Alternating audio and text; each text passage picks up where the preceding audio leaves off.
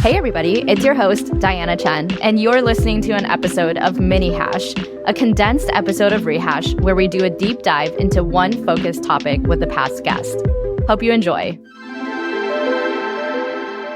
Satvik, I'm so excited to have you back on Rehash. We haven't heard from you since all the way back in season 3, episode 12. This was this 2 years ago? Let me look back. I should have had this pulled up. This was from December of 2022. So it's been almost 2 entire years since we had you on the podcast. And so much has changed. So, I guess before we dive into offline, I would love to get a little update from you. I know last time we chatted on season 3, episode 12, we talked a lot about mental health and Web3. And back then you were working on Join Circle. So I'd love to hear, how is your mental health and what has happened with Join Circle since 2022? For sure, yeah. First of all, thank you so much for having me back. I'm super stoked about this. Yeah, it's crazy that it's been 2 years. Honestly, I didn't realize it's been that long. Yeah.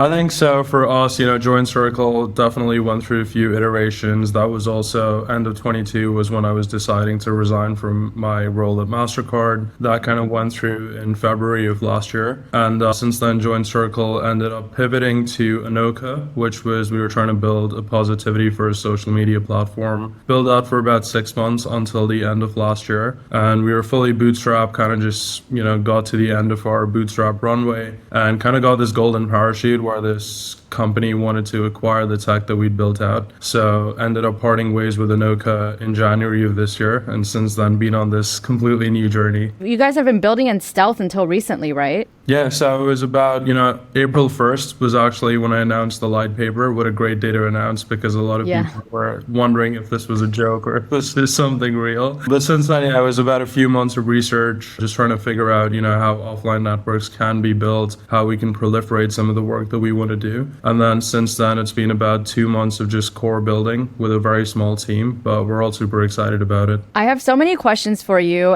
The first time I remember when you hit me up about offline, I was just thinking, how is all of this possible offline? Because a lot of the things that you guys are trying to do are things that people typically think of doing online. And I still don't even fully know how it's possible to do all of this offline. So I'm really glad I have you today so we can dive deep into that. But I think a good place to start with offline is actually how you came up with the idea for it, and talk a little bit about sort of the mission behind it, because it is a very mission-driven project that you're working on. Yeah, 100%. There's a few different catalysts, throughout my life. There have been several experiences. I think I touched on this briefly during our last podcast recording as well. But I've always been very driven by just things happening in the world. Social impact to me has been always really close to my heart. And personally, just, being an immigrant when I was in the US, there was a lot of times when I ran into issues with centralized banking systems, not having the social security number, and being kind of outcasted from certain opportunities and certain kind of accessibility situations. So that was definitely one. But I think the core catalyst for offline protocol was really in 2022 when Andrew and a couple of friends and I co-founded Relief, where we were raising that money for charities in Ukraine when the war started. And it was at that time when I received this story in my DMs of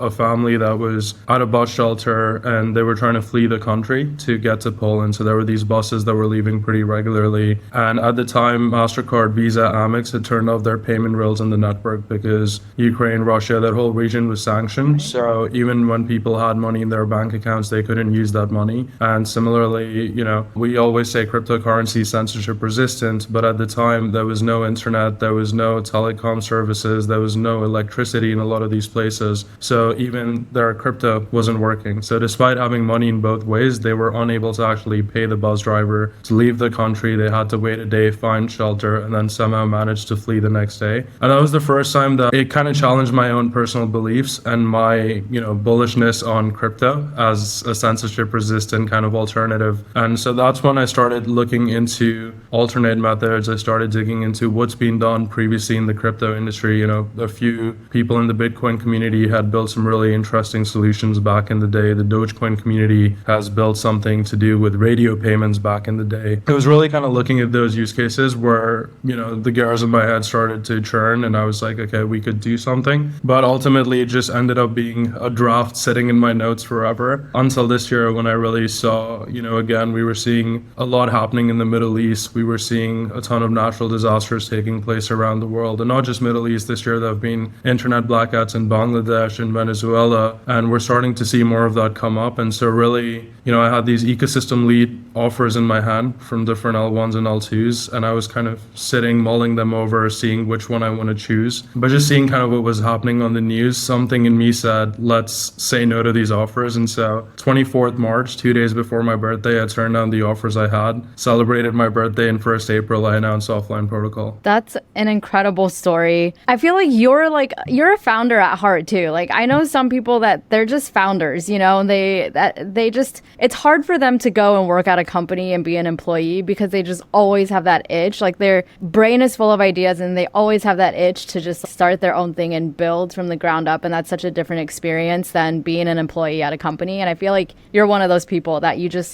just like a founder. Like you have that like founder DNA and that's what you have to do. I'm hoping that's a compliment, but yeah, I couldn't agree more. I literally got that whiteboard in the back, like just spontaneously because my mind was just running at 100 miles an hour and I just had to put things down. So totally. Yeah, I feel like I've always kind of had that inclination. Yeah, totally. No, I can 100% relate to that. And I'm saying this fully as a compliment to you. So let's dive a little bit into offline. So I guess the place to start, understanding this vision of seeing everybody struggle with payments, with basic things like that. And a lot of that is due to the fact that they don't have internet and they can't be online. So how are we able to let people do all of these things, make payments without being online and still help them be as connected as they would be if they were online? Sure. Yeah. For me, when these kind of catalysts came up, the first thing I did was just research what exists out there. And my whole goal behind Offline Protocol was to build more resilient alternatives to traditional networks. Throughout my research, I looked at a lot of different options. People can use radio and radio frequencies to relay messages. The more common ones are Bluetooth. There is something called Wi-Fi Direct, where instead of devices connecting to a central router, the devices themselves become a router that other devices can connect to. So there's a lot of ways that you have the NFCs that friends like Winnie at Chips are using. You have RFID. So there's many different ways in which you can proliferate information offline. But for Offline Protocol specifically, what we're doing is a mix of Bluetooth mesh as well as Wi-Fi Direct. So typically, if you look at the existing industry around offline apps, most of them either support Bluetooth mesh or they support Wi-Fi Direct. So we'll be one of the first kind of infrastructures on the market that are able to support both. And what's cool is we're also building something interesting that allows us to automatically detect the best way possible between the two to actually be able to share those messages out. So it's something that we're calling the dynamic offline relay switch. So that's what we're implementing throughout the infrastructure that's going to be going into the apps that we're building on top of it. And what is Bluetooth mesh and Wi-Fi Direct? Just to break it down and explain how those two things work. Sure. Yeah. So, Bluetooth mesh is simply, all our smartphones, all these devices have Bluetooth capabilities inbuilt. And so Bluetooth mesh is just a way to use the inbuilt Bluetooth capabilities to connect with other devices. So I don't know if you did this back in the day, but like growing up in India, the best way for file sharing for a lot of us when we had our, Blackberries or Nokias used to be Bluetooth. So if one friend got a new song, a new music video or something, we'd all be using Bluetooth to share files with each other. So it's just that same concept. But in a mesh situation, it basically just allows multiple devices to create a network together using all their inbuilt Bluetooth capabilities. And so our Bluetooth mesh, you could essentially connect many to many devices. With Wi-Fi Direct, it's just many devices connecting to one device as that central hub, similar to how in a Wi-Fi you connect to one central hub for the internet. In Wi-Fi Direct, you connect to one central device. So say you're going to like Coachella with your friends, your device can become that central hub and then all your friends can connect to you. And so even if your friends want to message each other, it would actually pass through your device versus in Bluetooth mesh, they could directly go communicate with each other without a central relayer. And Wi-Fi Direct works offline as well. You don't need internet connection to use Wi-Fi Direct. Yeah, so there's no internet or telecom required for either of them. They're purely P2P in essence. Gotcha. So like, I think Bluetooth mesh is maybe a little easier to understand because we still, like airdrop things to ourselves or to each other all the time. But what are some implementations of Wi-Fi Direct? Do we use that in our day-to-day yet? I wouldn't say we necessarily use it in our day-to-day as much, but there are definitely been apps and attempts that specifically use Wi-Fi Direct to share messages. A great example of that actually that most people don't even know is Signal. So Signal, the messaging app, while they have their whole kind of normal messaging app component, they also have an offline mode that actually uses Wi-Fi Direct. So that also is offered, as an optionality failsafe. But I don't think commonly Wi-Fi Direct as well adopted. But the good thing about Wi-Fi Direct is that it almost doubles the range that Bluetooth Mesh offers you. With Wi-Fi Direct, you can get ranges up to 200 meters unobstructed, whereas with Bluetooth, it's up to 100 meters unobstructed. So then walk me through how you have decided to implement these two things into offline protocol. I know payments is a big part of what you guys do. And then I think, communication is as well, maybe information sharing. Yeah, walk us through how you've implemented these in offline. Sure. Yeah. So for offline protocol, we're a stack of three different things. So at the base kind of fundamental layer is the offline networking infrastructure, which is this mix of Bluetooth Mesh and Wi-Fi Direct. So we're just creating that infrastructure that can support offline networking in any apps, right? On top of that, we're building our own app layer as the second component of offline protocol. Within the app layer, we have three apps. The first one is Fernweh, which is the German word for homesickness for a home you've never been to. And I really kind of liken that to that whole aspect of connecting with people and, being in places where you maybe weren't expecting yourself to be, situations you weren't expecting yourself to be. And so it's essentially an offline messaging app where you can connect with your friends, you can connect with strangers. So whether you're at a music festival, sporting event, or even for people in developing countries that don't have access to traditional means of communication, they could also use that. Our second app is the payments app, which is called Offline Pay. So basically it's a really interesting kind of new sort of wallet where you essentially would on-ramp with crypto or your bank account and collateralize your money one-to-one and then use offline dollars essentially to transact completely offline within these networks that you're creating. And then the final component that we're looking at is Diffuse, which is our information sharing app. So I liken that more to something like a Citizen app, if you're familiar, but essentially sharing, things like Amber Alerts, emergency alerts, being able to share kind of real-time news, real-time updates. And it's really important to have something like this for disaster relief, for kind of these critical use cases where, having access to immediate information becomes vital. Do you see these apps being used primarily by people in emergency or disaster areas, or do you see people using this in any situation, even, kids going to Coachella? Yeah, for sure. So, it's interesting because I've been having this conversation a lot lately because when I started working on offline protocol, I was really looking at it from a very myopic view of wars, natural disasters, fringe use cases where it was more a need than a desire or a good thing to have. But then I spent the summer traveling around Europe and I met a lot of people that had nothing to do with crypto or tech. And just talking to them about offline protocol, it was amazing at a dinner table. People started sharing their own experiences saying, oh, this would have been really helpful at this sporting event, or this would have been really helpful at this music festival. And I myself got lost at the Berlin Pride Parade, where they said there were about 1 million people and the traditional networks just did not work. And so the next day I'm like, wow, offline protocol could have really fixed this. And so I came back from that trip kind of with this new perspective on the amount of use cases that we can enable. And so now we're kind of splitting our GTM and we're really looking to partner with humanitarian organizations, NGO networks to be able to service those power users in developing countries that maybe, don't have access to telecom and internet networks. They might be unbanked right now. They might be digitally disconnected. So we can serve them as well as people in situations of war and natural disasters, because for them it's a need, right? They need this to exist for them. But then we also at the same time want this to be available to, like you said, young people at college campuses. We want this to be available to people that are traveling around the world, going to all these like fun experiences with their friends.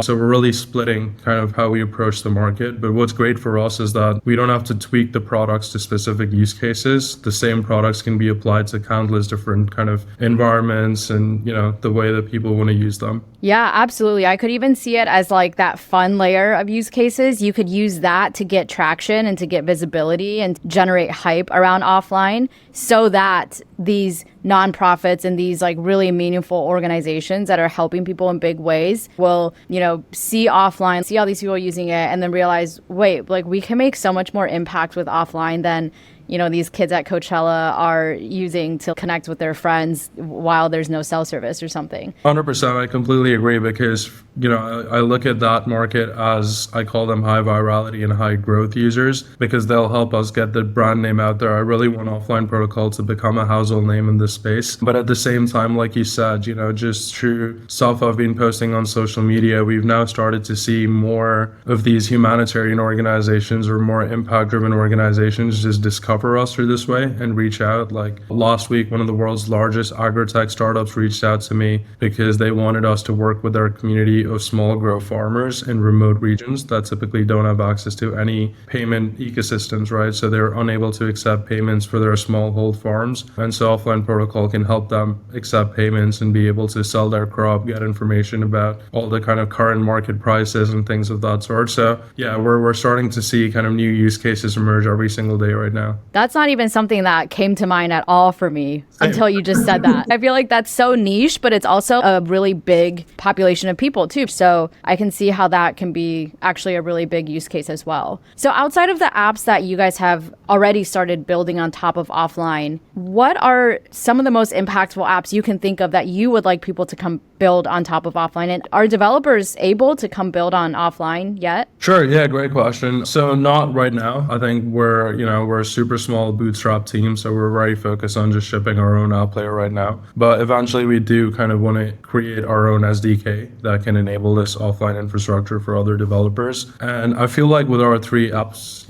we've covered the bases of what's possible, and it's a great way to showcase examples of what can be built, what use cases can be solved for. But I think it'd be cool to see eventually, once the SDK goes live for other developers, to see more very kind of hyper-specific niche use cases being created, right? Because again, we're making very generalist apps right now. So we have this generalist messaging, generalist payments. But I think over time, I do want to see more special use cases for particular communities, right? So it'd be lovely to see developers from a particular community creating a product using offline protocol that serves their own community. And I think those are kind of these hyper-local use cases that we can enable through offline protocol, which would be just amazing to see that. I want this to like really solve real world problems. I know we say that a lot in crypto, but I feel like this really has the potential to make that happen. I am totally with you on that. I know that there's something else called offline oracles. Is that a separate thing, or how is that related to offline protocol? Yeah, so offline oracles really was like when we were still working on,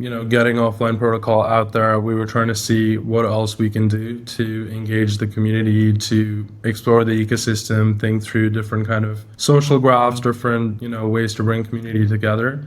And so that's when we launched Oracle Social, which is this social platform kind of Tumblr on chain that we built using Lens as the social graph. And so there was a lot of great learning from that whole experience because we saw how to proliferate, social logins. We're now using some of those lessons to build our own social graph that's powering the offline protocol usernames. So that for us was really this just experiment, and we're still kind of tinkering around with it every now and then. But right now, again, just given the status of the team, we're very, very narrowly on just getting offline protocol products out there. Yeah, I think this might be related to offline oracles, but we had a question on Twitter from Kakator who said, what is the purpose of the UGC news feature in offline protocol? Sure. Yeah. So the UGC News is the Diffuse app that I was talking about earlier. So user-generated content, basically. And a big reason why I actually wanted Diffuse to exist as one of the apps within the offline protocol ecosystem is because I remember earlier this year when the situation in Gaza was kind of starting to be all over our social media feeds. Some of the most viral videos that people were saying are coming out of Gaza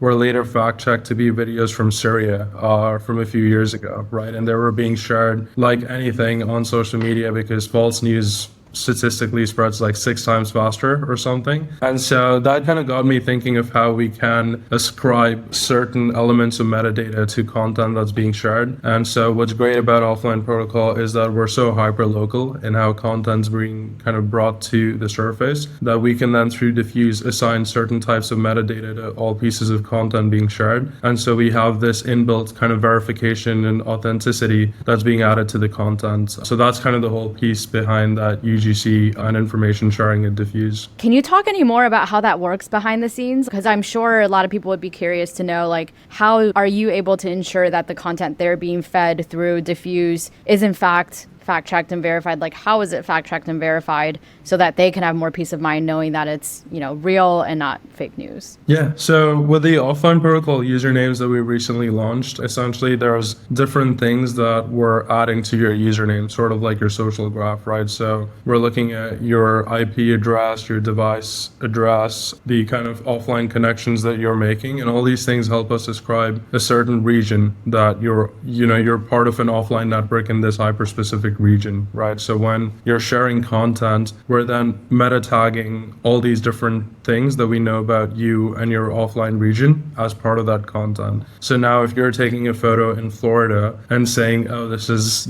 Singapore, we now know that this photo originated in this offline network in Florida. So we can then say, okay, this is where it's originated from. Here's the metadata to go with it. So we can confidently say this was not from Singapore, right? So that's how we're thinking about that piece. And obviously with offline networks, there's a lot of limitations around the size of data we can share, so we can't enable videos, for example, but even just with text, basic kind of light compressed images, those are some of the ways that we're hoping to use diffuse. And again, more than anything else, we're really wanting diffuse to be this like emergency alerts, Amber Alerts type of system where we're building in broadcast features, we're building in reputation systems, cooldown features to prevent misuse, but really, you could use it to alert people of what's happening around you at all times. Yeah, reputation is something that I've been thinking about a lot recently and talking to a lot of people about, because that really is the underlying issue that we need to solve for in order to do a lot of the things that we want to do. In order, for diffuse to work as it should, there needs to be some sort of reputation system behind it so that in case somebody does get past the metadata and whatever you have built in and share some fake news, that there's a way to slash them or to indicate that this person is not trustworthy, and we have to be careful with what they post in the future and things like that. Yeah, no, 100%. I think what's great about offline networks is that in essence, they're decentralized by nature because these networks can't really exist until there's many different nodes becoming a part of this, right? And so to some degree, we have this inbuilt kind of consensus and reputation system that's easy to bring to life as part of these networks, versus if it's something online, you're one person, one part of the world, one person in another part of the world. So it's not decentralized by default. So even without it being like a crypto-centric product out of the gates, we're still decentralized in essence in a lot of ways. Right, yeah. Are you talking about offline in the context of crypto at all, by the way, or do you not even mention crypto when you talk about offline? As of now, we don't mention crypto, but that's also very deliberate because there is no crypto at the start of offline protocol, right? So I'm kind of taking a very contrarian bet in how we're building offline protocol out, especially in our space where people start from day zero with crypto economic incentives and use that as a lever to bring users in. My goal as kind of the non-technical founder is to just see how far we can push user acquisition without any sort of crypto economic incentives out the gate, and try to really showcase the product for the value proposition that it boasts, right? Because it does solve a very real problem that a lot of people face, and so I want that to be the main talking point. That said, eventually, sure, we'll introduce different sorts of incentives into the network. We do want people to feel a sense of loyalty. We want people to feel a sense of belonging to offline protocol, and it'll help us bootstrap more and more offline networks around the world. But for now, this is really just seeing if we can showcase to people that they need this and just get them in that way. Yeah. What's the best way that people can get involved? Maybe I don't have a specific need. I'm not going to a large event with my friends where, I'm going to need this, or I'm not in a disaster area. But for somebody like me, what's the best thing I can do now just so I have this set up for, when I do actually need it? Sure. Yeah. I mean, I think the simplest thing you could do right now is just get an offline protocol username. That's kind of like the foundational block of everything that's going to come in the future. So id.offlineprotocol.com. Use code revolution if you want 100% off your username order. Yeah. But essentially, that's the foundational block, right? Everything that comes after the entire ecosystem of apps, it's all tied to that foundational username that you'll have. And we want to make sure that as we continue building offline protocol as an ecosystem, we're also constantly thinking of ways where we can support that username even in different ecosystems, right? So maybe we do see a future one day where it becomes as imminent as an ENS name that you see anytime you log into anything on chain, your ENS kind of pre-populates. My real hope is like we can get these .offline off-chain usernames in a similar capacity across ecosystems. Last question for you. This is from Paloma on Twitter. Paloma wants to know how to get offline merch. And I see that you're wearing a piece of offline merch. And I'm also curious how to get merch. Yeah, I mean, I love this. I've always wanted to do merch design. And so with offline protocol, I've really let loose. And I love half my wardrobe now is just offline protocol clothes. So we're kind of like doing this more community centric. I'm never going to sell merch, at least for now. I just want to be able to give merch out to anyone that wants it. So, we have this like community program that you can sign up for. There's a link in our Telegram group that you can find online. Basically, anyone that's just engaging with us on socials, anyone that meets me at events, I'm always carrying stickers, I'm always carrying t-shirts. So literally just find me at events and I'm happy to give you merch. And then for all our international friends that can't make it to events, just reach out to me. Like, I think there's no bigger honor as a founder than people wanting to rep what you're building. So I don't want to monetize off of this. I'm happy if you want to be ambassadors for us and wear our merch everywhere you go. I love it. What events will you be at for the remainder of the year? DEF CON. That's hopefully the last one that I have to go to. I'm exhausted from events, as privileged as that sounds, but it's been great at the same time because I think offline protocol has definitely been one of these things where it's hard sometimes to showcase the value proposition just by talking about it on Twitter. But every single person that I've met, even in Singapore, 2 weeks ago, which was the first time I was really publicly showcasing offline, everyone instantly resonated and it was amazing to see the response that people had. So yeah, DEF CON's the next one. I'm going to be all around. We're also co-hosting an event with Luxo, Dora, Shifi, and FWB where we're all going to meet Mudeng, the biggest internet celebrity right now. So definitely register for that. Let me know if you do so I can improve you. And we're taking buses, going to meet the internet star. Oh, wow. We're going to be offline touching grass. So hopefully I'll see some of you there. Oh, wow. The real Mudane. I was going to ask, what are we literally Mudane? Okay, the real Mudane. Well, definitely send me all of those links. Send me the link to your Telegram group, to the DevCon events, so I can link those in the show notes and share it with the Rehash community as well. And we will also be at DevCon and we'll have our own little Rehash house. So would love to bring you by and have you come by and show people offline IRL. Yeah, let's do it, and I'll make sure to bring merch for everyone. Just send me a head count. So amazing. We'll figure out for you. You rock. You're the best. Where can people find you and where can people follow offline? Offline protocol everywhere. Don't want to show myself. Just go engage with offline and go grab yourself a username at id.offlineprotocol.com. Awesome. Well, thank you so much for coming back on Rehash and telling us all about offline. Everyone go check out offline. We'll link everything in the show notes to make it easy to click through. And I will see you in Thailand very soon. Let's go. Thank you, Diana, for having me again. Thank you so much. Talk to you soon.